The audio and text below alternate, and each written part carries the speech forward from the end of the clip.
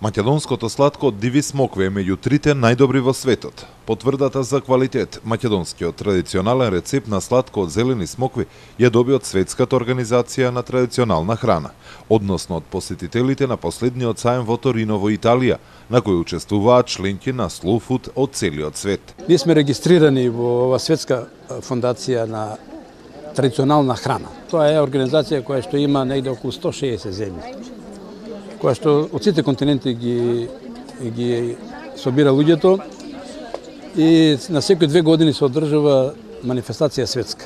Ние ланската година бевме во Италија, во Торино, и нашето сладко од диви смокви веќе доби президиум и е меѓу 3-4 најценети сладка како традиционални Во светот? Во светот.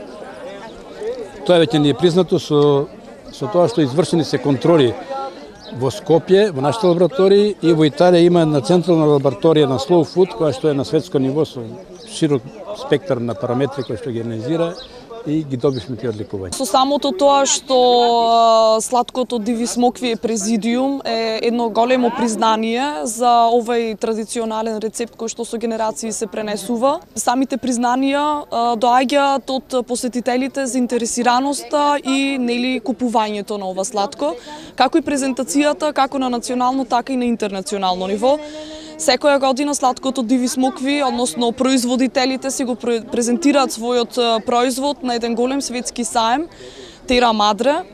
Меѓутоа, тоа е светски саем, но покрај презентирањето на светско ниво, исто така и на балканско ниво, тоа е Тера Мадре Балкан, каде што беа презентирани резултатите од повеќе годишното работење на овој проект, односно президиумот, каде што сладкото од диви смокви се развива.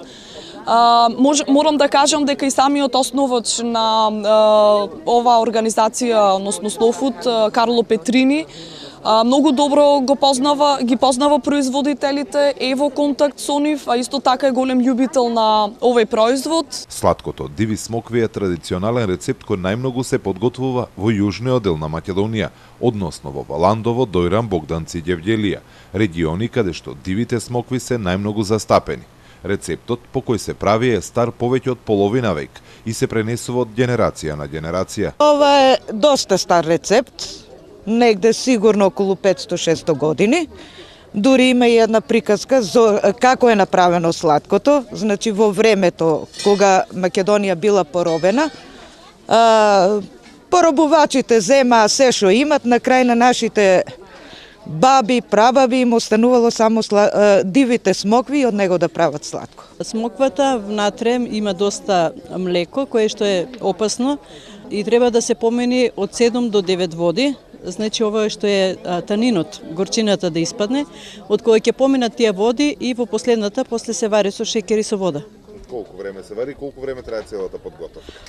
Па за да свариш убаво сладко, скоро цел ден ти треба, затоа што треба низ 9 води да го поминеш тоа сладко, значи од утро кога ќе почнеш до 3-4 часа ако го заврши сладкото. Сладкото од смокви го има во секој дом од југот на државата. Со него задолжително му се посакува добре дојде на секој гостин, но освен за добре дојде, сладкото од диви смокви е одлично и за здравието. На сладкото најголемото богатство е мој аромат и секој овош е мој аромата. И на второ место доаѓаат алкалоидите кои што ги поседува, алкалоидите кои што до крај се уште не се ни станчени, не се ни доиспитани, кои што делува стимулативно на микрофлората во организмот како еден антибиотик, слично на јодот. Растение кое што делува стимулативно на органите за варење. Наутро се јади, посебно за срцеви болесници е добро и за секој човек. Инаку дивата смоква, како овош е, не се јади, нема никаков вкус. При варењето е доста добро сладко, испаѓа од неа. Многу корисно за срцето. Тоа ми го има кажано доктор, не знам што состојки има дивата смоква, на сабајле по една зелена смоква, на гладно да се изеде е многу корисна за срцето. Македонското сладко од диви смокви веќе е президиум. Президиумите на Slow Food се локални проекти со цел заштита на малите локални производители и зачувување на квалитетните традиционални производи. Нивната цел е да се гарантира соодветна иднина за локалните заедници. преку организирање на производителите, изнаоѓање на нови економски бенефити за нив и промоција на гастрономијата, културата и традицијата во регионите.